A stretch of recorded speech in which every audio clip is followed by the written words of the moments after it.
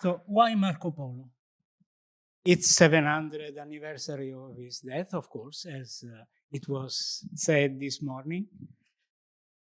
But nonetheless, I think that the lesson of Marco Polo and the legacy of Marco Polo is very interesting, not only for a cultural diplomat like me, but for all of us, especially in a moment of turmoil, of discussions. So let's kind of take back to an era 7 centuries ago. Marco Polo journeyed to China. You have to picture this. 3 years to go, 3 years to come back. A journey into the unknown. It was as if Marco Polo was going on a mission to Mars. Mission to Mars is a title of a movie which maybe some of you have seen, one of my favorite movies. But the point is that he did not know whether he would come back or if he ever would have been recognized upon his return. He was gone for such a long time that the friends, the family, the relatives did not recognize him. And not only that, as soon as they recognized him, they didn't believe that he was capable of having made such an extraordinary journey. Now, let's question, why did he go? He was a merchant. He was indeed a merchant from Venice. But I still believe that his motive was not just the accumulation of wealth, was a kind of wanderlust. Believe it or not, and Professor Ramel may appreciate that, since this morning I have the Wanderer fantasy in my mind, Le Voyageur, Schubert, ces notes merveilleuses de cette sonata de Schubert. Alors, évidemment, there is a quest for the unknown, the curiosity of the unknown, which in fact is one of the motives why people go nowadays onto the outer space. And the excitement of the unknown, but of course also the potential riches he could bring back to Venice. And indeed, when he returned, he was filled with jewels and fantastic treasures, but not without his share of hardship, including being robbed 3 times along the way. Now, why do I feel connected to Marco Polo up to a point that, answering to the kind invitation of Joe Haldane and staying with you, I thought it necessary to draw a little bit your attention on this fantastic journey, of which we have only the account, which sounds fabulous, maybe unknown, such as Il Milione, the million. So, Marco Polo journey paved the way for global understanding, which is so important today. When I went to China in 1985, on the traces, on the footsteps of Marco Polo, I was a UN officer, so I was not yet working officially for the Italian government. And Marco Polo, when he went to China during his first trip, was not given a formal assignment by the Republic of Venice. But he felt that he was, in a way, the representative of the West. And this is the essence of cultural diplomacy, that when we travel, when we go, or even when we are in our own country, we do represent, all of us. We represent our culture, our values. When I was talking before, thank you, Professor Legnaud, it was fantastic, your presentation. As a cultural diplomat, this idea of the restoration of Notre Dame was a fantastic promotion for what we call in English the nation branding. By all means, because all of us, as cultural diplomats of our own country, we export the culture and the values and the ideas and the beauty and the various aspects of our tradition. So, China in 1949 developed a concept of foreign relation which is very well known today, when Chairman Mao was defining the new way of China, he said that it doesn't exist. The foreign relation as such does not exist anymore as such in the corridors of embassies or the, what do they say, the Waijiaobu, the Minister of Foreign Affairs. They named this new approach people-to-people diplomacy. And this is what cultural diplomacy is the fact that when we meet people, we should represent our own idea, our own identity as the result of our tradition. And this approach in international relations means that we do not need an official decree from our ministry or from government to represent it. And in fact, as I said, Marco Polo did not have an official letter, but his experience opened minds, strengthened ties, and created cultural bridges. This is the essence of what we do today in cultural diplomacy. Forging connection, creating understandings, sharing knowledge, not just between governments, but between people.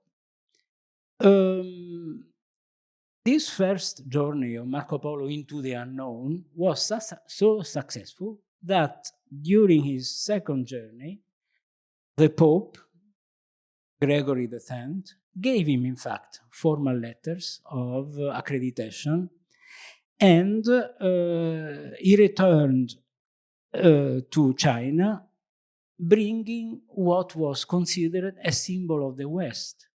What was it? Can you imagine? The symbolism, when we were discussing about the symbolism of Notre Dame, it was bringing the sacred chrisma, the oil from Jerusalem. In their mind, this was much more important, much more meaningful than any jewels, any treasure of the world.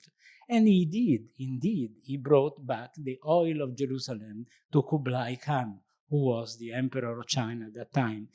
So he carried the spirit of his own country to the West. I must say that the journeys between East and West have been there since the Roman times, since the millennia. What we call today the Silk Road, in fact, is a way of connecting East and West which existed forever. I remember when I was in China in the 80s, I arrived in China in 1985, the crucial question for Chinese was, who invented the spaghetti? Believe me, this was a real tool of cultural diplomacy. It was a struggle. And they were, of course, convinced that China has invented the spaghetti. Actually, spaghetti is short spaghetti. They do long spaghetti. I don't know if you ever went to a restaurant in which they make these Chinese noodles. It is a work of art, not only creating, but also the movement. It's a little bit like Italian pizzaroli, make the pizza today and they do they launch the pizza and so on. So that was a hard question, and I recognize from the people I was talking to that they expected me to say that this is a lost battle and Italians have lost the battle on who invented the spaghetti. It's not a joke. It's a tool of cultural diplomacy. So how do I escape from this problem?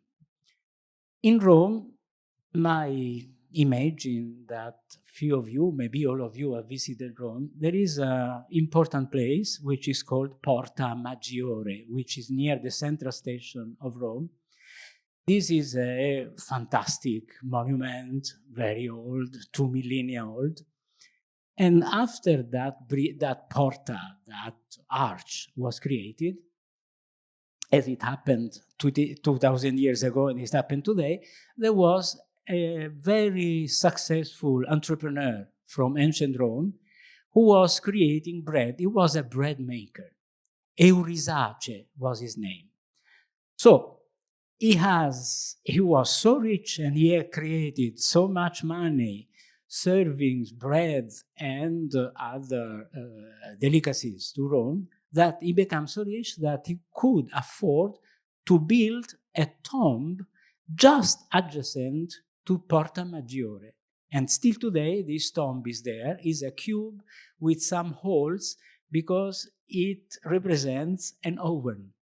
So in the metope, in the sculptures and painting, he shows his business. And he shows that he was making halas, spaghetti, but he was doing macaroni, which are the short pasta. I'm sure that you know that. So this battle of cultural diplomacy on gastronomy, on food, was, as the Chinese say, a win-to-win situation, because I conceded to them that spaghetti may have been created by Chinese, but Italians, by all means, we have the certified demonstration that we invented the macaroni. Now, you see, diplomacy goes also this way. So most probably on the Silk Road, spaghetti were always there. Pizza has been always there. Pizza is called pide in Turkey, but this kind of flat bread is known in Pakistan, in Afghanistan. The chapati is just like pizza. So when we talk of cultural diplomacy, it's not necessary to win and you have reason on what you say. What is important is to demonstrate that after all, we enjoy the same delicacies, and there are many more similarities than differences. And this notion has accompanied me all through through my life. And as a respect to Ambassador Carno, whom I salute, I want to give you another example of these cross-cultural fruits, which was the result of the work of a very famous in East, another famous Italian, Matteo Ricci, in Chinese, Li Mado. He was a Jesuit priest who also embarked upon an incredibly difficult journey to go to China and to start teaching the Gospels to Chinese, a gigantic endeavor. So he conquered the affection of Chinese, not, of course, for the knowledge of gospel, but for his extraordinary culture. And he was apt in many of the so-called liberal arts. At the Jesuit college in Rome, the novices would be given exposure to the main arts, mathematics, and so on. So he had learned also music.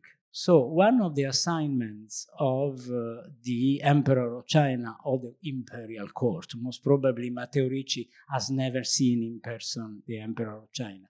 But anyway, one of the assignments given to him by the eunuchs was the alignment between the seventh tone of the West musical scale and the Chinese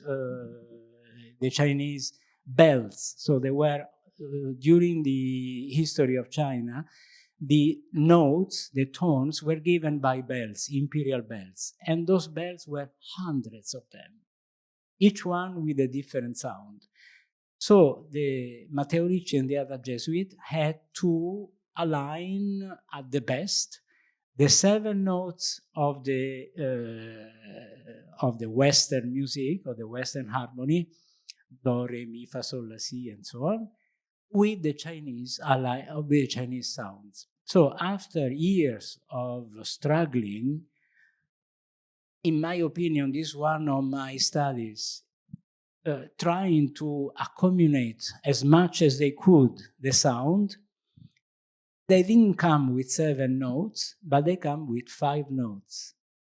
And this is, in my opinion, believe it or not, the one of the reasons why the modern concepts of music in the East is the so-called the melodic rhythm of Chinese music. I'm sure that you have, whenever there is a Chinese movies, you always have this tone.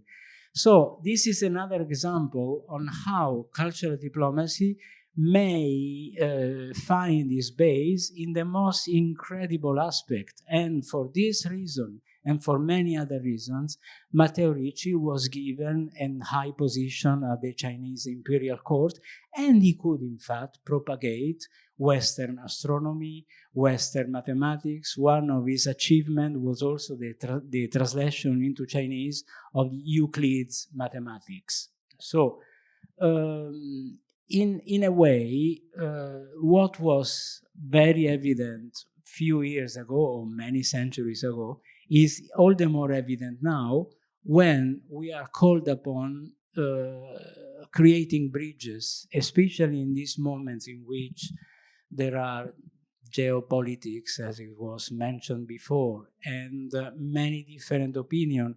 Today, I had made just a note.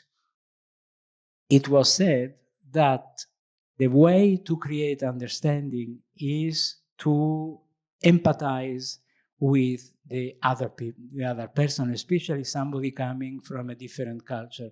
And cultural diplomacy is this, is not just by random, is not just improvising, is to study, is to be aware of what are the things which can make another person happy, on a way in which the other person can appreciate also our legacy and our tradition. And this idea is all the more important nowadays, in which, as I say, it seems as if the different nations are on one side making extraordinary declaration that they want to create empathy, but we observe that in practice it is exactly the opposite, and the people are more and more enrooted in their own ideas, in their own opinions. And I think that only through cultural diplomacy, understanding, studying, humility, that these bridges can be created. I think that I would much more prefer if some gives me with questions some ideas that I can answer and give you practical example. I will stop here, and I would prefer that you create subjects for debates. And in any case, after that, the roundtable with distinguished guests will also give the possibility to explore a few other questions. Thank you.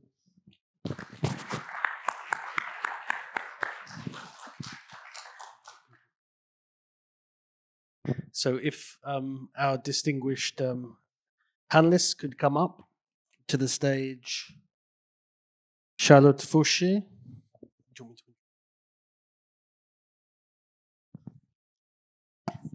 Akihito Kano and Frédéric Hamel.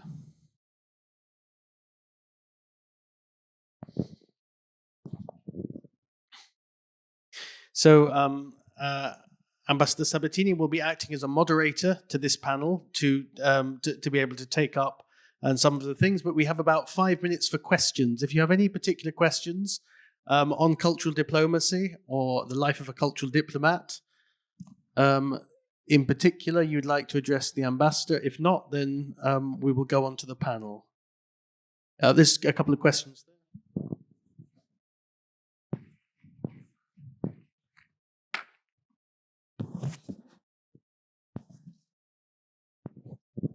Good afternoon.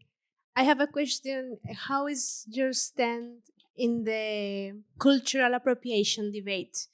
Because cultural diplomacy is really close to the line in some cases. So I would like to hear your opinion.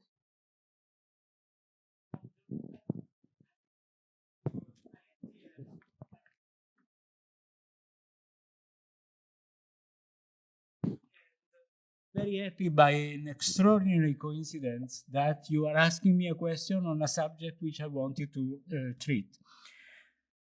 I am focusing especially on the repatriation of cultural heritage. which is very much linked to the subject you are treating. This is a key focus in international diplomacy, cultural diplomacy. Returning stolen or displaced cultural treasures and reconstructing heritage is essential to fostering global understanding and reconciliation. Now, on Thursday, I will animate another roundtable with young people, because I believe that during fora like this one, we can give to young people and to students or people in there who have the entire life in front of them, we can instill the question that the cultural heritage belongs to the country which has generated it. And now there is a lot of animosity because, of course, especially masterpieces were given or stolen or expatriated or given or present in other museums. And there is animosity because we still believe that appropriation means property. And in my opinion, this is the place in which we can say that the more we educated young people to the concept that the cultural heritage is an essential part of one's own tradition, that in the future such animosities can be annihilated.